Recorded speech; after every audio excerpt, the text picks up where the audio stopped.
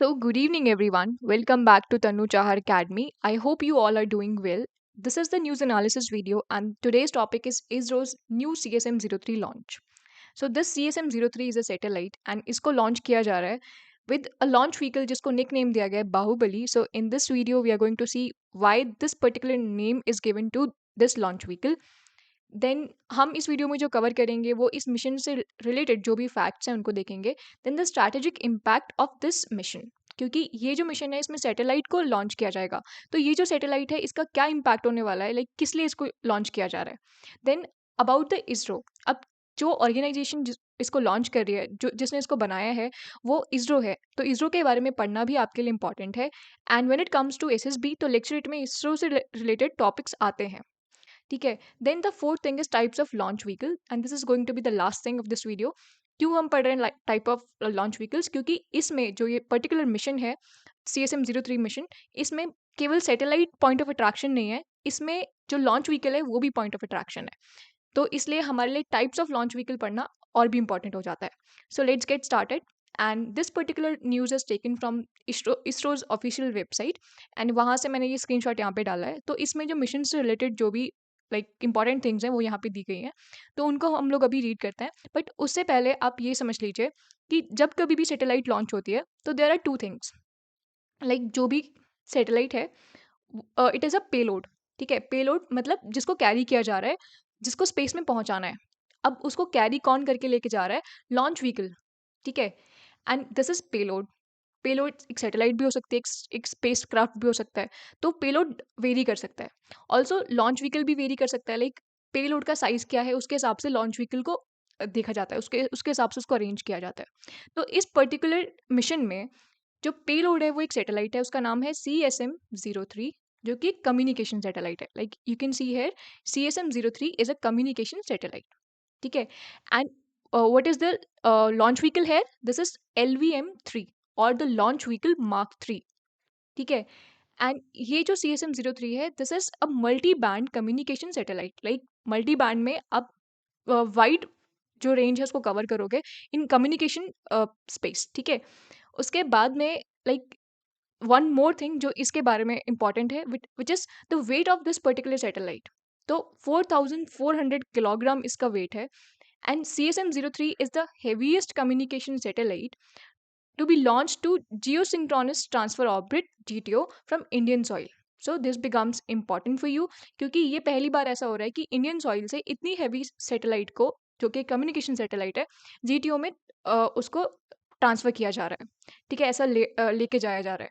तो एंड यहाँ पर लॉन्च व्हीकल है, उसका रोल और भी इंपॉर्टेंट हो जाता है, क्योंकि इससे पहले क्या होता था कि अगर हमें कोई इतनी हैवी सैटेलाइट को GTO में ट्रांसफ़र करवाना है तो उसके लिए हम बाकी कंट्रीज लाइक फॉरेन कंट्रीज जो भी नासा है, ऐसी जो स्पेस एजेंसीज हैं उनकी हेल्प लेते थे, उनसे हम लोग लॉन्च करवाते थे.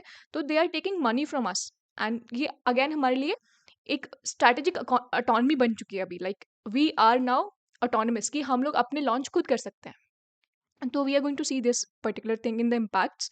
बट ये आपके लिए क्यों इंपॉर्टेंट है वो मैंने अभी आपको बताया. अब लेट्स सी द फैक्ट्स जो इस मिशन से रिलेटेड हैं. तो this mission was launched on November 2 2025 in evening. ठीक है.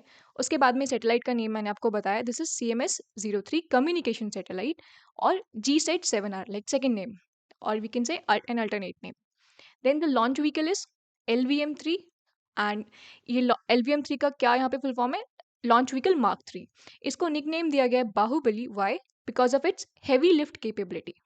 क्योंकि जो सैटेलाइट का वेट है इट इज 4400 किलोग्राम्स. इसलिए जो ये लॉन्च व्हीकल है बिकम्स अ हेवी लिफ्टर. ठीक है. अभी हम आगे जब लॉन्च व्हीकल्स की कैटेगरी पढ़ेंगे तो आपको ऐसे लॉन्च व्हीकल्स भी देखने को मिलेंगे जो कम वेट की जो सैटेलाइट्स हैं, वे पेलोड्स हैं, इनको कैरी करके लेके जाते हैं. And this particular satellite is of multi band communication satellite type. ठीक है. यहाँ पे मल्टी बैंड्स का यूज़ किया जा रहा है ताकि जो कम्युनिकेशन रेंज है, कम्युनिकेशन सिस्टम है, उसको और उसकी वाइडनेस को इंक्रीज किया जाए. ठीक है. Then the launch site, like कहाँ से ही लॉन्च किया गया था, this is from the Satish Dhawan space centre, and it is in Sriharikota, Andhra Pradesh. And इसको लॉन्च किसने करवाया, किसने किया? इसरो ने. तो यहाँ पर सेकंड थिंग जो हमारे लिए इम्पोर्टेंट है विच इज़ इम्पैक्ट्स। तो जब कभी भी आप न्यूज़ पढ़ रहे हो एंड जो नेशनल न्यूज़ है उसमें इंडिया में उस चीज़ का क्या इम्पैक्ट होगा, like why we are launching this satellite. क्योंकि कम्युनिकेशन सैटेलाइट है तो ऑब्वियसली जो कम्युनिकेशन डोमेन है वो उसमें इम्पैक्ट होने वाला है। एंड आप यहाँ पर देखो, like in this news you can see here, this particular satellite will provide services over a wide oceanic range, oceanic region including the Indian landmass। तो जो ये इंडियन ओशन रीजन है, लाइक इंडियन लैंड मास तो है ही, उसके साथ में जो इंडियन ओशन रीजन है वहां पर भी कम्युनिकेशन प्रोवाइड करवाएगी, कम्युनिकेशन सर्विसेज प्रोवाइड करवाएगी। ठीक है। तो ये हमारे लिए इसलिए इंपॉर्टेंट हो जाता है क्योंकि इंडियन ओशन में कौन ऑपरेट करता है, इंडियन नेवी ऑपरेट करती है। ठीक है। तो इंडियन नेवी के लिए अगर आप कम्युनिकेशंस को अच्छा बना रहे हो, एक नई सैटेलाइट को लॉन्च कर रहे हो, तो वहाँ पर क्या होगा, जो हमारी मैरीटाइम सिक्योरिटी है वो इम्प्रूव होगी। एंड जो एक स्ट्रैटेजिक ऑटोनॉमी हमें मिल जाएगी। लाइक कैसे, अभी ये जो दोनों पेलोड एंड जो ये लॉन्च व्हीकल है, these are completely indigenously developed. ठीक है। तो इसका मतलब ये है कि ये एक माइलस्टोन है आत्मनिर्भर भारत के लिए। एंड आत्मनिर्भर भारत, हम जब सेल्फ रिलायंट भारत की बात करते हैं, इट मीन्स हमें किसी और फॉरेन कंट्री पे अब डिपेंड नहीं रहना पड़ेगा for the launch of these kind of satellites जो कि हैवी वेट सैटेलाइट्स होती हैं। इसलिए this is the milestone in आत्मनिर्भर भारत। एंड ये हमें एक स्ट्रैटेजिक ऑटोनॉमी प्रोवाइड करवाता है। और ये तो मैंने आपको बताया है कि ये इंडियन नेवी के लिए, like this is going to be a game changer, क्योंकि जब मेरीटाइम सिक्योरिटी की बात आती है तो communications play a very important role. ठीक है। अगर हमें कम्युनिकेशन करना है, लाइक जो शिप्स हैं, जो वॉरशिप्स हैं, उनमें जो लोग हैं उनको कम्युनिकेशन करना है, एक दूसरे से कम्युनिकेट करना है, तो the communication system should be secure. And अगर वो खुद का रीजनल कम्युनिकेशन सिस्टम होगा, लाइक हमें अगर जीपीएस वगैरह पे डिपेंड रहना पड़ेगा। जीपीएस जो है ये ग्लोबल पोजीशन सिस्टम, ये क्या है, इट इज़ नॉट सिक्योर। अगर हम खुद के कम्युनिकेशन सिस्टम को डेवलप करेंगे एंड सिक्योर कम्युनिकेशन सिस्टम को डेवलप करेंगे, तो वो जो मैरीटाइम सिक्योरिटी है वो एनहांस होगी। ठीक है। So this was the first thing, like this was about the maritime security and आत्मनिर्भरता। Then come the future missions. ठीक है। अभी जो ये लॉन्च हुआ है, this was related to the launch vehicle mark 3।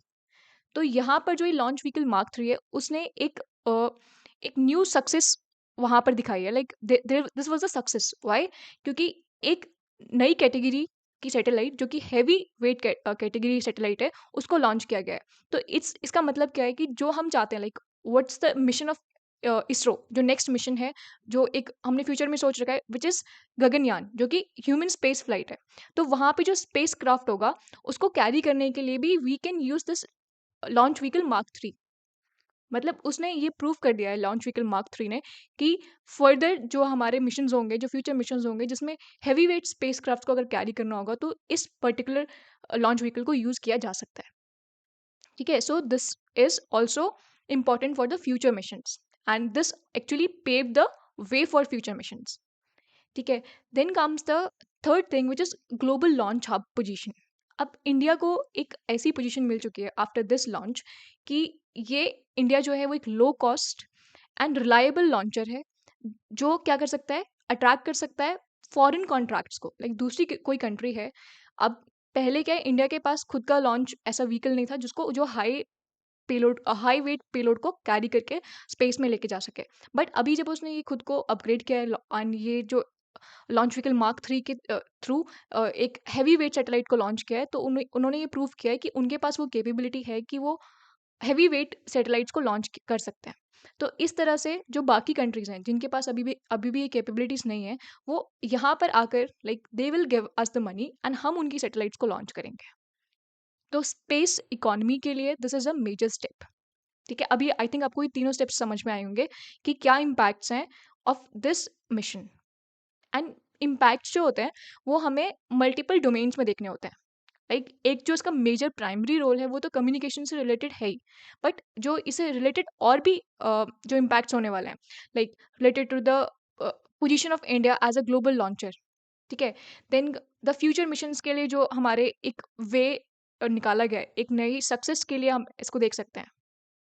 ठीक है। So this is all about the impacts. Then comes the third thing which is the ISRO. अब इसरो, क्योंकि इसरो ने लॉन्च किया है, तो इसरो के बारे में पढ़ना आपके लिए इंपॉर्टेंट है। And what is the full form of ISRO? It is Indian Space Research Organisation and it was established on 15 August 1969। ठीक है। इसके पहले जो ऑर्गेनाइजेशन थी वो इनकोस्पार्ट थी एंड उसको अपग्रेड करके उसको बनाया गया इसरो ऑन 1969, इन 1969। ठीक है। And who was the founder? Doctor Vikram Sarabhai, and he is also known as father of Indian space programme. ठीक है। Then who is the current chairman? Doctor V Narayanan, जो अभी 14 जनवरी 2025 को जिन्होंने ये अपॉइंटमेंट उनको मिली थी। ठीक है। उनको अपॉइंट किया गया था। एंड इससे पहले कौन थे वो आप मुझे कमेंट्स में बताओ। Like he was from 2022 and 2025 तक थे। ठीक है। और अभी जो ये न्यू चेयरमैन है वो उनका नाम डॉक्टर वी नारायणन है। तो ये शॉर्ट इन्फॉर्मेशन मैंने यहाँ पे ऐड की है about this organisation, Indian Space Research Organisation. अब last thing is launch vehicles. तो लॉन्च व्हीकल्स डिफरेंट टाइप्स के होते हैं on the basis of the kind of payload they are carrying. And other thing is कौन से orbit में वो payloads को लेके जा रहे हैं। ठीक है। तो this is the ASLV। Like इनके साइज से आप ये अंदाजा लगा सकते हो, लाइक नॉट हाइट बट फिर भी एक मियर अंदाजा लगाया जा सकता है कि अगर साइज छोटा है तो इसका मतलब पेलोड वो छोटा कैरी करेंगे। ठीक है। Payload is what it can be satellite. ठीक है। It can be space craft, it can be anything. Payload जैसे वॉरहेड होता है, मिसाइल्स में वॉरहेड होता है। ठीक है। वैसे ही जो ये रॉकेट्स हैं वो पेलोड कैरी करते हैं।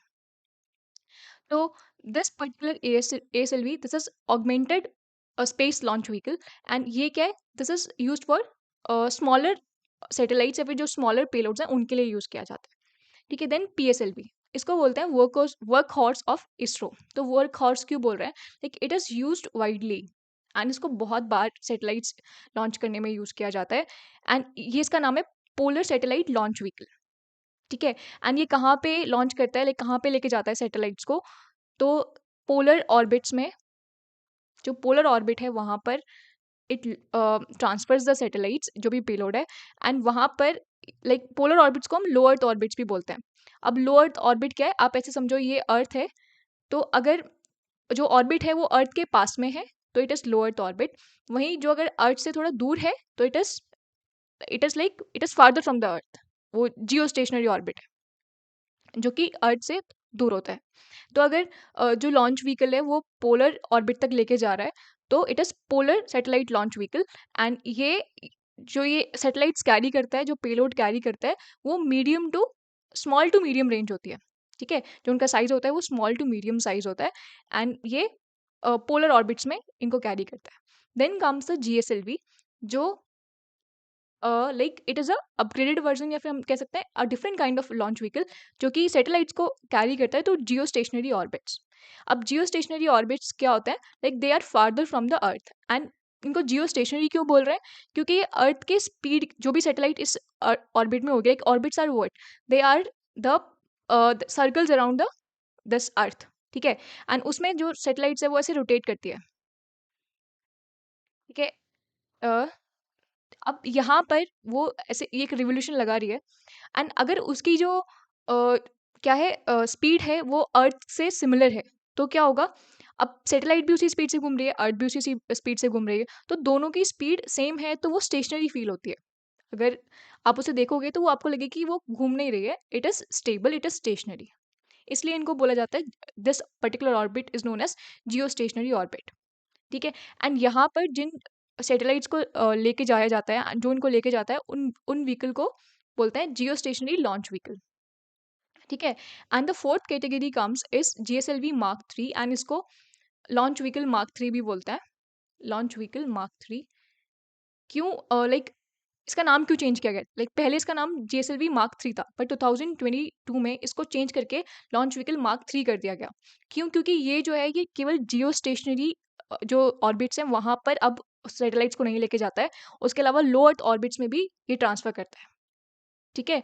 तो इसलिए अब GSLV केवल नाम रखेंगे तो इसका मतलब क्या होगा कि उसकी जो हम प्रॉपर्टीज़ हैं उसको लिमिट कर रहे हैं।